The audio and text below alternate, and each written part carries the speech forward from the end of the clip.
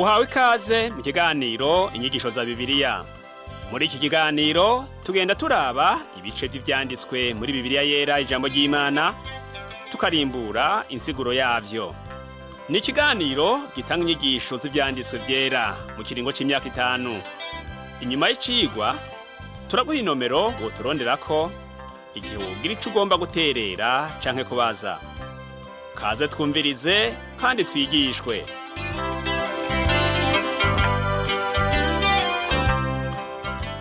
Mugenzi uri kurakurikirana kino kigwa c'inyigisho za Bibiliya, ndakuramukije amahoro y'umwami wacu Yesu Kristo abane nawe. Uri kumwe na Pastor Samuel Nsabimbona sanje ndakigushikiriza. Mu kigwa giheruka twavuganye cyane ku nyigisho Yesu yigishirije ku musozi zerekeye abahiriwe abaribo. N'ubu munsi nyene tubandanya kuvugana ku bahiriwe abaribo. Turabisanga mu gice cya 5 c'igitabo c'ubutumwa bwiza uko bwanditswe na Matayo, duhereye ku murongo w'9 haravuga ngo: hahiriwe ababanguranya kuko aribo bazokwitwa abana b'Imana. Mbega woshobora kumenya izina ry'umuntu arazwi ishinga no kuzana amahoro? Hano i Burundi twotanga akarorero nko kuri Rwagasore yaharaniye ukwikukira ariyo independence, kuri Melchior Ndadaye yaharaniye intwaro rusange ariyo demokrasi. Mu bihugu nka Afrika y'Epfo twovuga kuri Nelson Mandela ko yari umuntu abanguranya abatase, yagomba kuzana amahoro kuko umuntu wese abanguranya abashamiranye abagomba ko hoboneka amahoro hagati y'abashamiranye, akaba yitwa umuhuza. Muri Leta Zunze Ubumwe za Amerika naho twovuga Martin Luther King, umwirabure w'umunyamerika, yaharanira ko abantu badasangiye urukoba bobana mu mahoro atakuvangura canke ugukumirana bishingiye ku moko canke ku rukoba, bakabana nk'abavukana atawandya wangura. Ishirahamwe mpuzamakungu ONU bivugwa yuko rijejwe kugarukana amahoro aho yatosekaye ahariho hose ku isi. None abo babaye barurangiranwa bo kwitwa abana b'Imana asangwa batari bwakira umwami Yesu Kristo mu bugingo bwabo? Oya, ntibishoboka yuko bo kwitwa abana b'Imana. Nagomba ndakubwire yuko uyu munsi ata muntu n'umwe ariho wo kuzana amahoro kiretse Yesu Kristo wenyene. Niwe ashobora kuzana amahoro kuko yitwa umwami w'amahoro. Kristo Yesu yazanye amahoro hagati y'Imana igororoka n'umuntu w'umunyabyaha. Uwizera Kristo wese niwe afise amahoro ava ku Mana. Paulo niwe yavuze ati: none rero ko twatsindanishirijwe no kwizera, dufise amahoro ku Mana kubw'umwami wacu Yesu Kristo. Nkuko tubisoma mu ikete yandikiye Abaroma igihimba ca 5 umurongo wa 1. Igihe Yesu yasezera abigishwa biwe yababwiye ati: amahoro yanje ndayabagabiye. Niko tubibona mu butumwa bwiza uko bwanditswe na Yohana igihimba ca 14 umurongo wa 27. Yesu Kristo niwe mwami w'amahoro, niwe atanga amahoro. Nkuko indirimbo y'ikirundi mu ndirimbo zo guhimbaza Imana ivuga ngo: amahoro atangwa na Yesu wacu ntagira akagero ntahazoshira. Ku murongo wa 10 muri ico gihimba cyo mu butumwa bwiza uko bwanditswe na Matayo igihimba ca 5 haravuga ngo: hahiriwe abahamwa bahoga kugororoka kuko ubwami bwo mwijuru ari ubwabo. Hari abantu b'Imana bahamwa bahoga izina ry'Imana. Kubera ko igihe iki gitabo candikwa cari candikiwe Abisirayeli, birumvikana yuko muri ico gihe hari Abisirayeli bahamwa kandi cabaye igihe gikomeye kuri bo. Abo rero ntikwari kugira ngo bazoraga ubwami bwo mwijuru bw'uwo munsi, ariko nubwo mu gihe kizoza. Igihe Yesu Kristo azoshinga ubwami bwiwe ngaha ku isi, nta vyago, indwara n'ibindi bibi bizoba bikiriho. Hazoba igihe c'imyaka 1000 y'amahoro, kandi iyo myaka 1000 iheze umugwaniza azosubira guteza ivyago azimize n'abantu benshi mw'isi. Ariko abahamwe uyu munsi kubw'izina rya Yesu Kristo, ubwami bwo mwijuru n'ubwabo. Haleluya. Yesu ahejeje kwerekana abahigwa baribo, yaciye amenyekanisha ko abakristo ari bo munyu w'isi bakaba n'umuco wayo. Niko tubisoma muri ico gihimba ca gatanu ku murongo wa 13 n'uwa 14 haravuga ngo muri umunyu w'isi, ariko umunyu iyo uheze uburyohe uba ukiryoshwa n'iki? Ntaco uba ukimaze atari ugutabwa hanze ugahonyangwa n'abantu. Muri umuco w'isi, igisagara cubatswe kw'itaba ry'umusozi ntigishobora guhishwa. Abana b'Imana rero uko niko bari, bitwa umunyu bakaba n'umuco w'isi. Igihe umunyu utakigira akanovera canke uburyohe, ntaco uba ukimaze. Yesu agomba kuvuga ko abakristo ari umuco w'isi.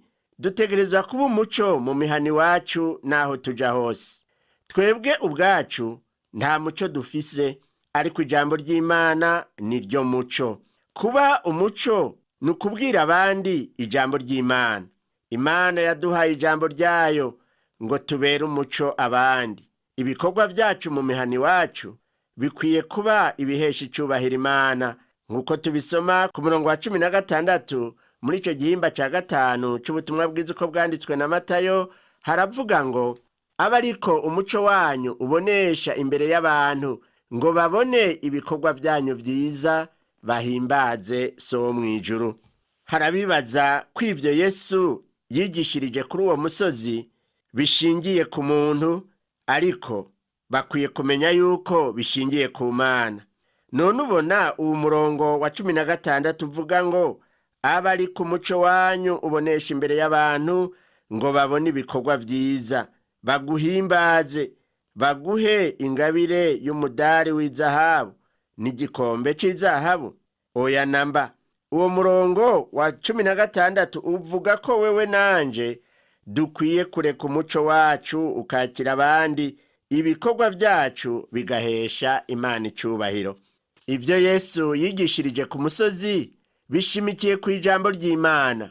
Mu gihe c'imyaka 1000 aho Yesu azoshinga ubwami ngaha ku isi, ibizovugwa vyose n'ibizokorwa vyose bizoba vyerekeye Imana. Uyu munsi ivyo dukora vyose ni uguhesha Imana icubahiro. Ivyifuzo n'imigambi mu bugingo bwawe n'ubw'iwanje vyari bikwiye kuba uguhesha Imana icubahiro, tukayihimbaza. Ubu naho rero reka turabe imigenderanire y'abari mu bwami hamwe n'ivyagezwe.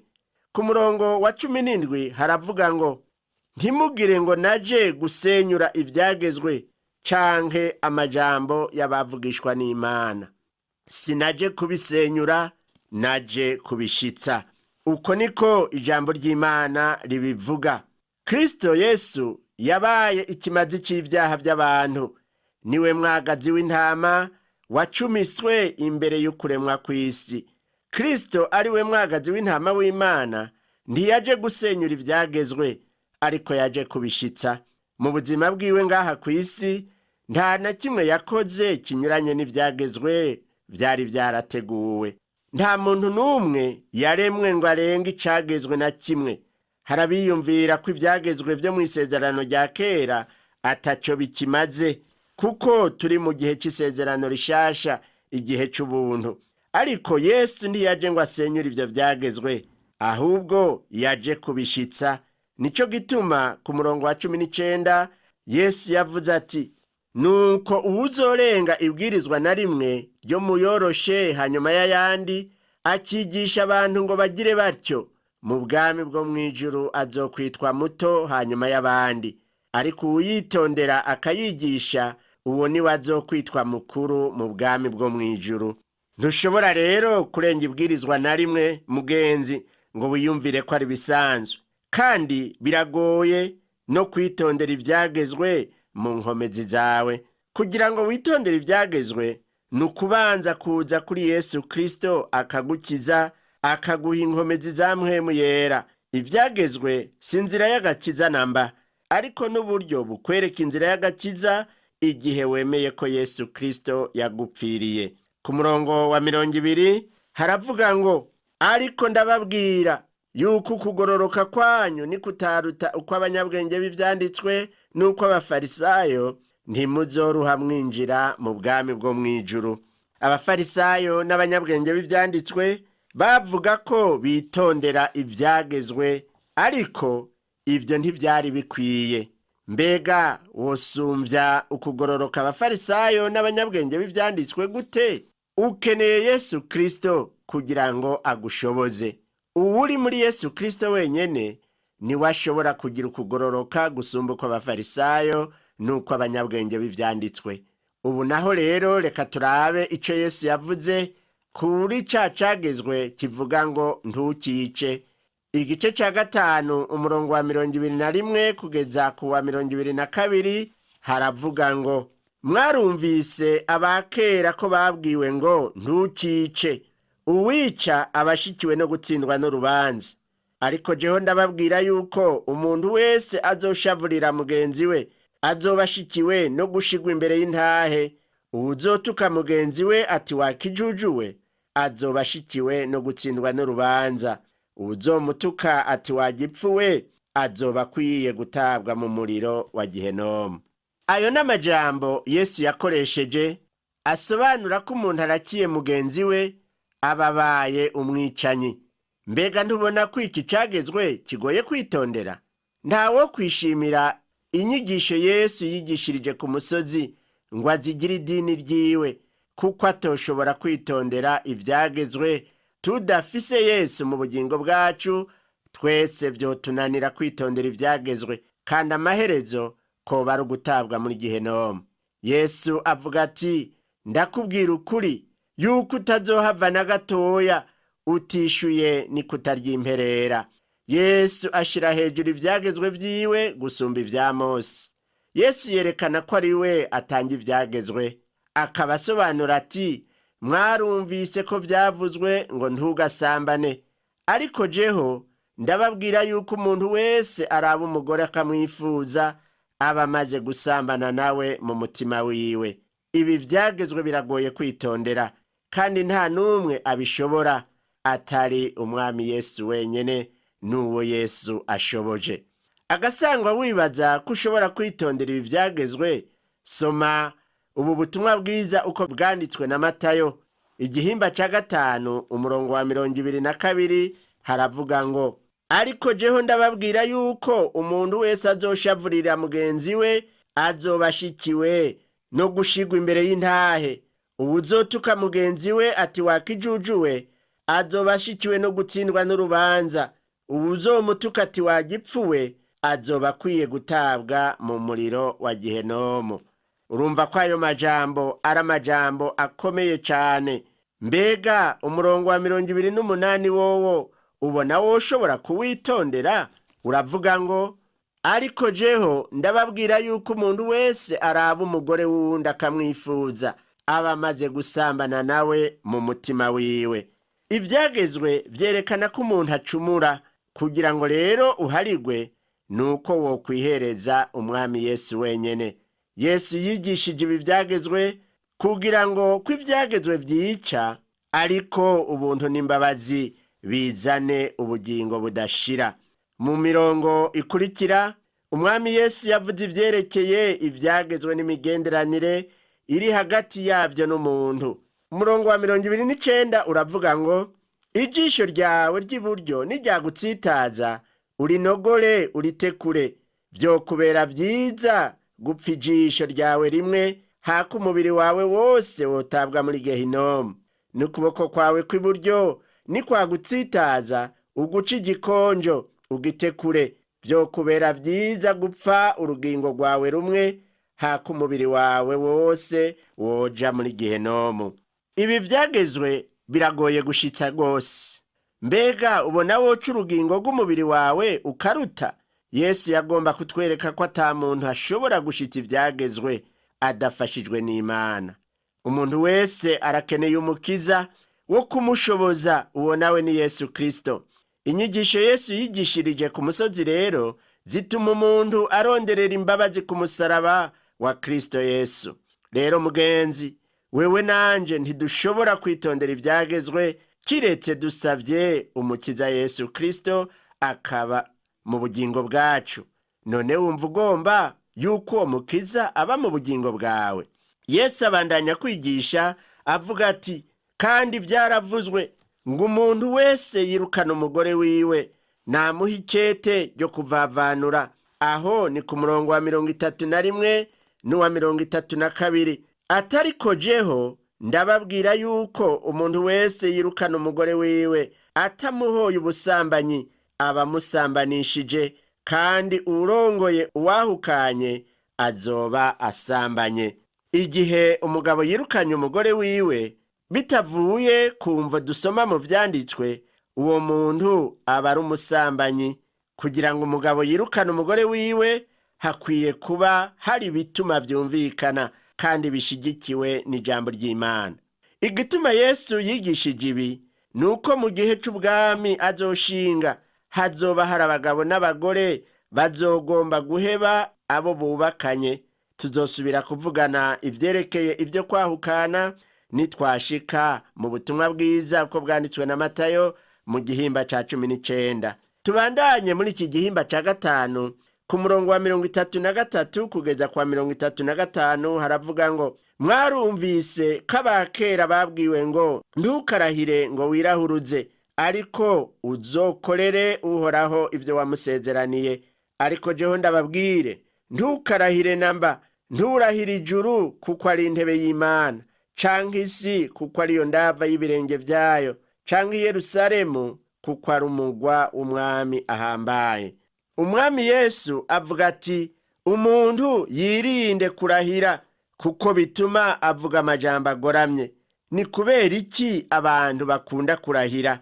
Ubu munsi bararahira kuko bazi ko abantu benshi batavuga ukuri, ariko kandi n'abarahira ntibaheza ngo bavuga ukuri bose. Abarundi bavuga ngo indahiro mbi ntigwaza mu nda. Ndibuka igihe kimwe umuvyeyi wanje yari karaburana n'umuntu yamurengeye akarimbi. Abashinga ntahe bamusavye kurahira ngo bumve ko avuga ukuri, ariko kuko yari asanzwe ari umukristo ntiyemeye kurinda kucurikiranya indahiro kurya abandi barahira amajambo atagira umutwe n'amaguru. Ubwo rubanza yararutsinze. Abantu ntibavuga ukuri, sabizigirwa. Nico gituma wumva barahira amajambo adakwiriye umukristo. Umuntu kugira ngo ashobore gushitsa iri bwirizwa ryo kutarahira akwiye kuba umwizigirwa muri Kristo Yesu. Igihe abantu bazi ko umwizigirwa ntibazokurahiza, ibyo uzovuga byose bazovyemera, kuko uzobuvuga ibivuye mu kanwa k'umwizigirwa ari we Yesu Kristo. Nta kurahira izina ry'Imana kuko rirahambaye cane, kandi si iryo gukinisha n'iryo kubahwa.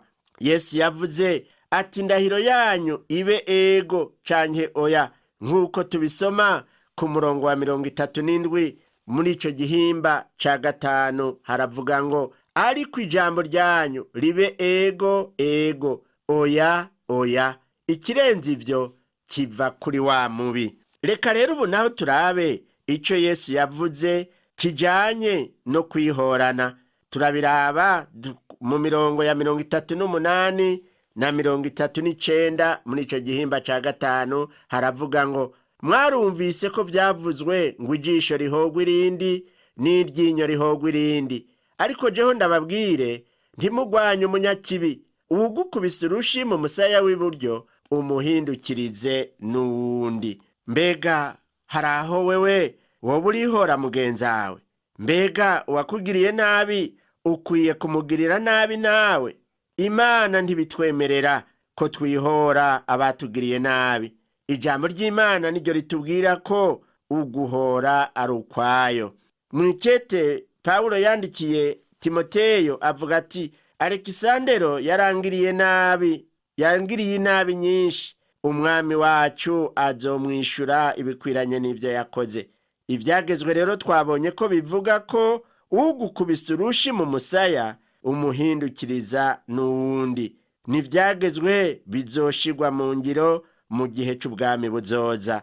Ibi vyagezwe bica binyibutsa umuntu umwe nasanze bariko barakubita, baramukubise kugeza nahagwa hasi. Avuye hasi yaciye amuha uwundi musaya ngo awukubite ko nawo. Abari baje gutabara ati ni kubera iki wamuhaye uwundi musaya ngo agukubite? nawe ati umwami Yesu yavuze ati ugukubise urushi mu musaya umuhindukirize n'uwundi. Nyamugabo bahejeje kumukubita ava hasi arigira. Yesu abandanya kwigisha ati umuntu ntiyagomba kukuburanya ngo akunyage ipfundo umuhebere n'umutamana. Ugufata ngo umurenze umusozi umwe uce umurenza n'uwa kabiri. Ugusaba umuhe, ugomba kukugurana ntumutere ibitugu. Niko tubisoma ku murongo wa 40 n'uwa 42. Mbega mugenzi, woba ufise umugenzi akora muri banki? Ubona iyi mirongo y'ibi byagezwe yovyitondera akabikurikiza? Si uwo ari we wese yogukorera ibyo twamaze kudondagura, ariko mu gihe cy'ubwami bwa Kristo bizokunda. Igihe Yesu Kristo azoba ari ku ngoma ngaha mw'isi, umuntu azoshobora gukurikiza aya mabwirizwa. Ibi byagezwe umukristo akwiye kubimenya kugira ngo bimwereke ingene Yesu Kristo ari washoboza uwo wese agomba kwitondera ibyagezwe. Ibi byagezwe bifise intumbero nziza ku mukristo wese uwo munsi. Muri kino gihe hari abanyamashengero batunze bavuga ko bitondera bijya byagezwe, ariko ugiye kumutura ingorane ngo agufashe ntacaguha, nta nico yitaho. Ku musozi Yesu yahigishirije avuga ati uwugusaba umuhe, uwugufata ngo umurenze umusozi umwe umurenze n'uwugira kabiri. Ibi byagezwe ni byiza, ariko abantu ntabyo twoshobora. Inyigisho twokura hano nuko abakristo bakwiye gufasha abari mu ngorane, gukora ibikorwa byiza byerekana urukundo, ariko sivyo bituma duharugwa nk'abagororotsi. Mbega mu bugingo bwawe bw'ubukristo umaze gufasha bangahe bari mu ngorane? Nagomba ko uyu munsi nyene mugenzi wiyumvira umuntu akennye mw'ishengero urimwo, hanyuma wiyumvira ikintu womufashisha. Mu gihimba ca 5 umurongo wa 43 n'uwa 44 haravuga ngo mwarumvise ko byavuzwe ngo ukunde mugenzawe wanka umwasi wawe, ariko jeho ndababwire mukunda abasi banyu musabire ababahama. Umwami Yesu yashize hejuru aya mabwirizwa ya Mose, ariko si coroshe gukunda umuntu yakwiciye uwawe. Yesu Kristo niwe yashoboye guharira abasi biwe. Eka na Stefano, umwe mu bishwe bahogwa izina rya Yesu, nawe yarahariye abariko baramwicisha amabuye. Ariko umuntu afise Yesu mu bugingo bwiwe, nawe nyene biragoye guharira umuntu akwicira ubusa. Ariko Yesu yavuze ko ivyo byose dukwiye kubirengera, tugaharira, tugakundana, tukabwira ubutumwa bwiza abo twiyumvira ko ari abasi bacu. Rero ubuntu bw'Imana nibwo budushoboza guharira no gukunda abasi bacu. Mu kurangiza iki gihimba ca 5, umwami wacu Yesu avuga ko dukwiye kuba agahore, nk'uko tubisoma muri ubwo butumwa bwiza uko bwanditswe na Matayo gihimba ca 5 umurongo wa 48. Aravuga ngo mwebwe ni mubagahore nk'uko so wo mw'ijuru aragahore. Mu gitabo c'Abalewi mu gihimba ca 19 umurongo wa 2, Uhoraho abarira Mose ati barira ikoraniro ry'Abisirayeli ryose uti mubabera, kuko Uhoraho Imana yanyu nawe ari uwera. Mbe kubagahore ubona wo bishobora? Niwemera ko Kristo aba mu bugingo bwawe, yoheza akagushoboza. Uri muri Kristo Yesu nta na kimwe kimutsinda. Nuko rero none habari muri Kristo Yesu nta rubanza ruzobatsinda, kandi dushika muri Kristo kubera kumwizera. Kugira ngo tubagahore biva mu kwizera izina rya Kristo. Kristo aduha ukugororoka kwiwe, hanyuma tukabona inzira yo gushika mu kwezwa. Ntidushobora kubagahore mu nkomezi zacu. Niwagerageza kubagahore mu nkomezi zawe mugenzi, bizoba ivy'imva gusa. Mbega wibaza ko ushobora kubwira Imana uti raba ivyo nakoze vyiza, raba ingene meze neza, ugomba kwerekana ubwiza ufise, hanyuma ugasaba Imana ngo igukize ku bw'ivyo. Mugenzi wanje, ntaco uzoba uriko urakora muri ubwo buryo, kuko wewe nanje tutaragahore. Kugira ngo ubagahore ukeneye umukiza mu bugingo bwawe, ukaba uwugororokera Imana. Uko kugororoka gutegerezwa kuba gusumba uko abanyabwenge b'ivyanditswe n'uko abafarisayo n'ubwo abanyedini bose. Nico Nikodemu umufarisayo yabwiwe na Yesu Kristo ati, iyo umuntu atavyawe ubwa kabiri ntashobora kuraga ubwami bw'Imana. Rero dutegerezwa kugira ukugororoka gusumba kwa Nikodemu, gusumba nuko abandi banyabwenge b'ivyanditswe n'abafarisayo. Niho tugira gahore imbere y'Imana. Uko kugororoka gushobokera gusa uwizera Kristo.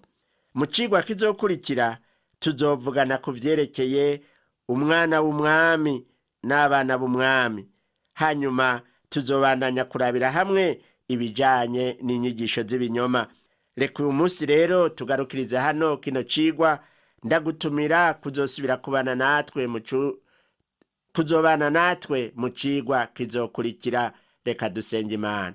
Mana Data wa twese uri mw'ijuru, se umwami wacu Yesu Kristo, wewe watanze Yesu ngo tumuronkeremwo kuba gahore, tuba umuco, tuba umunyu w'isi, kandi dushobore kwitondera ivyagezwe dushobojwe nawe. Turagukengurukiye. Ndakwinginze kubw'uwo ariko arumviriza izi nyigisho, umuhe ubwo bubasha bwo kuba gahore no kuba umuco n'umunyu w'isi, kuko yakiriye Kristo Yesu. Urakoze, ndabisavye mu izina ryawe ryera, amen. Cigwa cacu cuno munsi igarukiye aha, naho ubutaha. Yesu aguhezagire.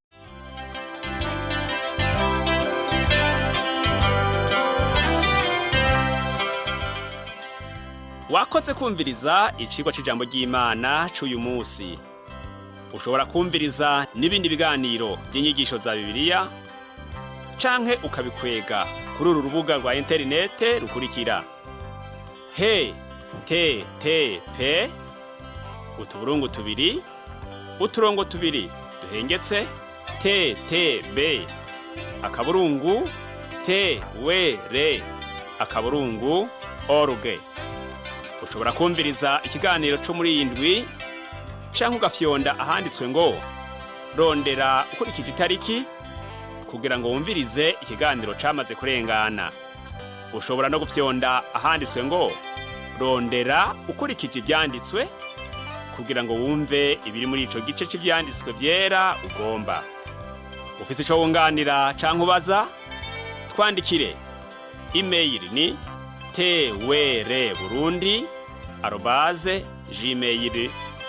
twr@gmail.com.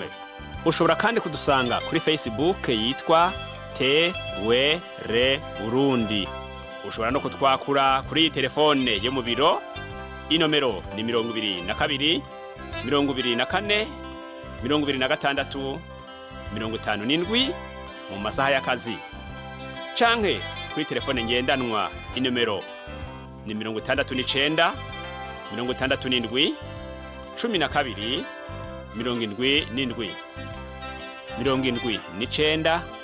79 74